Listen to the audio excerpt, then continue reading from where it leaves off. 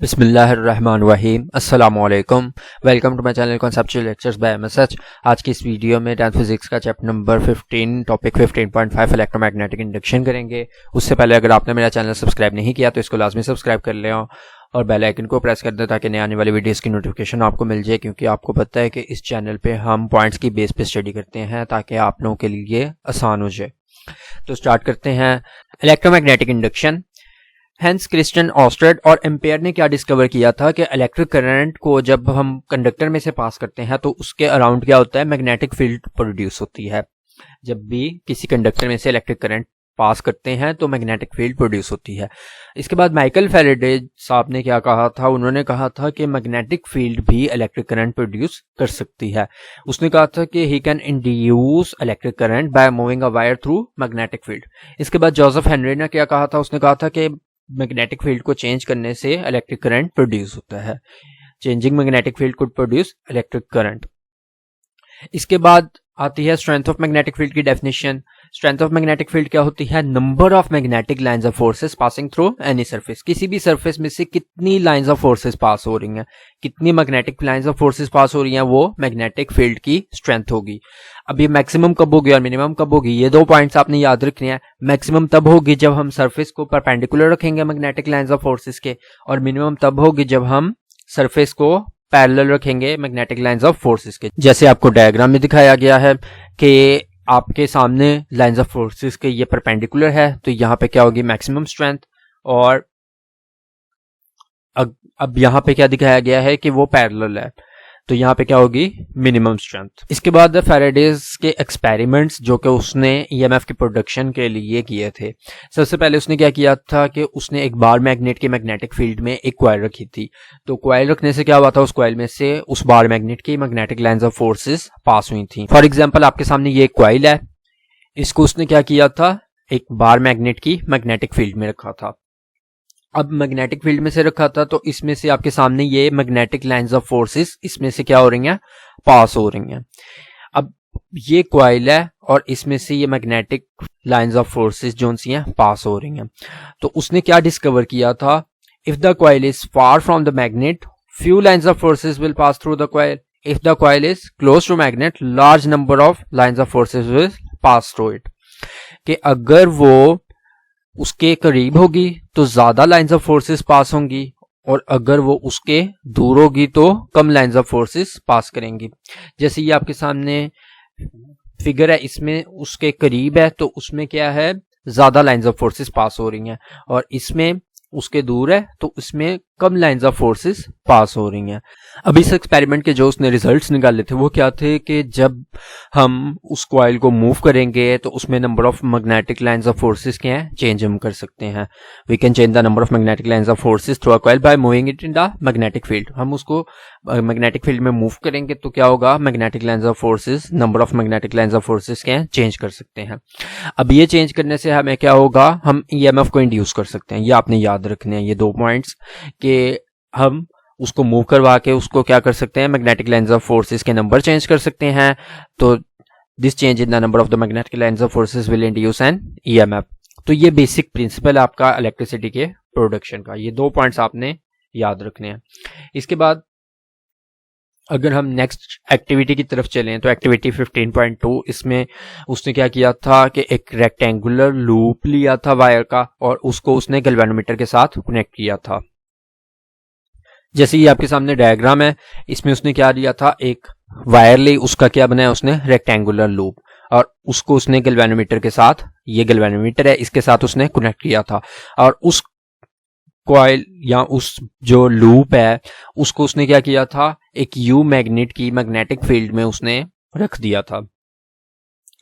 तो now hold the wire stationary और move it parallel in the magnetic field. Galvanometer shows no deflection. तो उसने क्या note किया था कि जब हमने वो वायर है या वो जो लूप है उसको पैरेलल रखा था या स्टेशनरी रखा था तो गैल्वेनोमीटर की कोई डिफ्लेक्शन नहीं हुई थी।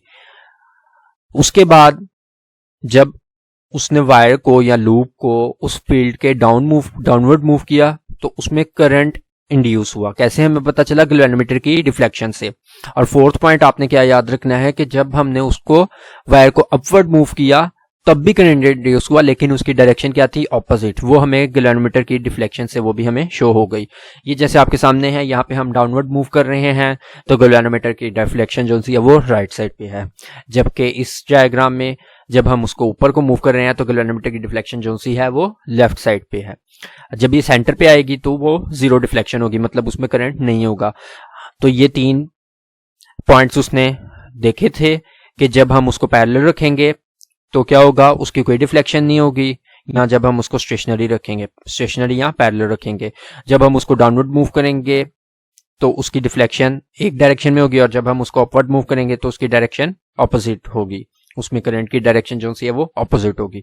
अब इस एक्टिविटी की बेस पे उसने क्या रिजल्ट्स निकाले थे कि इलेक्ट्रिक करंट जो सा है सिर्फ तभी प्रोड्यूस होगा जब वायर जो सी है वो मैग्नेटिक फील्ड लाइंस को कट करेगी, जब वायर में से मैग्नेटिक फील्ड लाइंस चेंज होंगी। तो ये जो इंड्यूस्ड करंट है ये इंड्यूस्ड ईएमएफ के जरिए ही प्रोड्यूस होता है या उसके जरिए ही जनरेट होता है। अब उसने क्या फाउंड किया था, उसने कहा था कि जो इलेक्ट्रिक करंट है वो मैग्नेटिक फील्ड में कंडक्टर को मूव करवाने से ही प्रोड्यूस हो सकता है। जब हम कंडक्टर को मैग्नेटिक फील्ड में क्या है उसको चेंज करेंगे, उसकी पोजीशन को, तो उसकी magnetic lines of forces change होंगी, जिसकी वजह से उसमें ईएमएफ इंड्यूस होगी और जिसकी वजह से उसमें करंट इंड्यूस होगा। तो ये 3 पॉइंट्स आपने रिजल्ट्स के याद रखने हैं। सबसे पहला पॉइंट हमने क्या पढ़ा है कि इलेक्ट्रिक करंट जो सा है तभी जनरेट होगा जब वायर जो सी है मैग्नेटिक फील्ड लाइंस को कट करेगी, उसमें से पास करेगी। और दूसरा क्या पढ़ा है कि इलेक्ट्रिक करंट जो सा है वो तभी जनरेट होगा जब उसमें ईएमएफ इंड्यूस होगी, और ईएमएफ कब इंड्यूस होगी, जब हम उसकी मैग्नेटिक फील्ड को चेंज करेंगे। ईएमएफ कब इंड्यूस होगी, जब हम उसको मैग्नेटिक फील्ड में मूव करेंगे या चेंज करेंगे, मैग्नेटिक लाइंस ऑफ फोर्सेस जो सी हैं वो चेंज होंगी। इसके बाद आपका नेक्स्ट एक्टिविटी आती है, उससे पहले एक डेफिनेशन है इलेक्ट्रोमैग्नेटिक इंडक्शन की, कि process of generating and induced current in a circuit by changing the number of magnetic lines of forces passing through it. के इलेक्ट्रोमैग्नेटिक इंडक्शन बेसिकली क्या है कि इलेक्ट्रोमैग्नेटिक इंडक्शन एक ऐसा इंडक्शन का फिनोमिना है जिसमें करंट को हम इंड्यूस कर रहे हैं number of magnetic lines of forces के चेंज करने से। जब हम मैग्नेटिक लाइंस ऑफ फोर्सेस को चेंज करेंगे किसी भी कंडक्टर में से या कॉइल में से, तो उसमें जो ईएमएफ या करंट इंड्यूस होगा उस प्रोसेस को हम इलेक्ट्रोमैग्नेटिक इंडक्शन कहते हैं। या इलेक्ट्रोमैग्नेटिक इंडक्शन की क्या हम पढ़ सकते हैं कि process of generating and induced current in a circuit by changing number of magnetic lines of forces passing through it, कि उसमें से किसी भी कंडक्टर में से जब हम मैग्नेटिक लाइंस ऑफ फोर्सेस को चेंज करेंगे तो उसमें जो करंट इंड्यूस होगा उस प्रोसेस को हमने क्या नाम दे दिया है, इलेक्ट्रोमैग्नेटिक इंडक्शन का। इसके बाद आपकी थर्ड एक्टिविटी आती है, इसमें क्या था, उसने किया था कि करंट जो सा है उसने अब मैग्नेट को उसने सोलेनॉइड के करीब मूव किया था। करंट को उसने कैसे इंड्यूस किया था, अब उसने मैग्नेट को सोलेनॉइड के करीब या उससे दूर मूव किया था। तो उसने क्या देखा था कि जब मैग्नेट जो है वो स्टेशनरी था तो कोई भी करंट इंड्यूस नहीं था हुआ। अब यहाँ पे जो उसकी कॉइल है वो स्टेशनरी है और कॉइल को हमने गैल्वेनोमीटर के साथ कनेक्ट किया हुआ है ताकि उसकी हम रिफ्लेक्शन देख सके कि उसमें करंट इंड्यूस होता है या नहीं होता। तो जब हम मैग्नेट को उसके पास लाएंगे तो उसमें क्या होगा, magnetic lines of forces change होंगी जिसकी वजह से ईएमएफ इंड्यूस होगी, जिसकी वजह से करंट इंड्यूस होगा। तो जब हम उसको मैग्नेट को स्टेशनरी रखेंगे तो उसमें कोई भी ईएमएफ नहीं होगी, मतलब कोई भी करंट इंड्यूस नहीं होगा, गैल्वेनोमीटर की डिफ्लेक्शन क्या होगी, 0। तो इसमें फर्स्ट पॉइंट क्या है कि जब वो स्टेशनरी होगा तो कोई भी करंट इंड्यूस नहीं होगा, और जब हम उसको सोलेनॉइड की तरफ मूव करेंगे तो नीडल जो सी है वो राइट साइड पे होगी और करंट जो है उसमें हमें शो होगा। और इसी तरह जब हम उसको away from the solenoid move करेंगे तो गैल्वेनोमीटर की डिफ्लेक्शन जो सी है वो लेफ्ट साइड पे होगी, तो उसका क्या पता चलेगा कि करंट की डायरेक्शन जो सी है वो ऑपोजिट है। तो इससे हमें जो रिजल्ट्स मिल रहे हैं वो क्या है कि ईएमएफ जो सी है वो कॉइल में तब इंड्यूस होती है जब हम रिलेटिव मोशन करते हैं कॉइल और मैग्नेट की। मतलब फर्स्ट एक्टिविटी में हमने कॉइल को मूव किया था, जबकि सेकंड एक्टिविटी में हमने सेकंड एक्सपेरिमेंट में हमने क्या किया था, मैग्नेट को मूव किया था। तो दोनों में से किसी एक की जो सी मोशन होनी चाहिए, मतलब रिलेटिव मोशन होनी चाहिए बिटवीन कॉइल एंड मैग्नेट। तो तब क्या होगा, magnetic lines of forces change होंगी जिसकी वजह से ईएमएफ या EMF इंड्यूस होगी और अल्टीमेटली फिर करंट इंड्यूस होगा। This phenomenon in which the EMF is induced due to the relative motion between the coil and the magnet is called electromagnetic induction. यहाँ मैग्नेट को मूव करने से या कॉइल को मूव करने से जो उसमें EMF इंड्यूस हो रही है, इस प्रोसेस को हम कहते हैं इलेक्ट्रोमैग्नेटिक इंडक्शन। इसके बाद आता है Faraday's law of electromagnetic induction. Faraday's law of electromagnetic induction क्या है कि ये जो EMF इंड्यूस हो रही है ये डायरेक्टली प्रोपोर्शनल है rate of change of number of magnetic lines of forces through it. जितनी ज्यादा हम मैग्नेटिक लाइंस ऑफ फोर्सेस को चेंज करेंगे EMF भी उतनी ही ज्यादा इंड्यूस होगी। ये Faraday's law of electromagnetic induction है। इसके बाद आ जाते हैं factors affecting induced EMF। Induced EMF पे कौन से फैक्टर्स डिपेंड कर रहे हैं? Number 1, speed of the relative motion of the coil and the magnet, कि कॉइल और मैग्नेट की आपस में रिलेटिव मोशन की स्पीड कितनी है। और दूसरा, number of turns of the coil, कि कॉइल में कितने नंबर ऑफ टर्न्स हैं। ज्यादा नंबर ऑफ टर्न्स होंगे तो EMF भी ज्यादा होगी, और इसी तरह स्पीड ऑफ रिलेटिव मोशन भी ज्यादा होगी तो EMF इंड्यूस भी ज्यादा होगी। वीडियो पसंद आई तो इसको लाइक जरूर कर दें, चैनल को सब्सक्राइब कर दें। Thank you so much.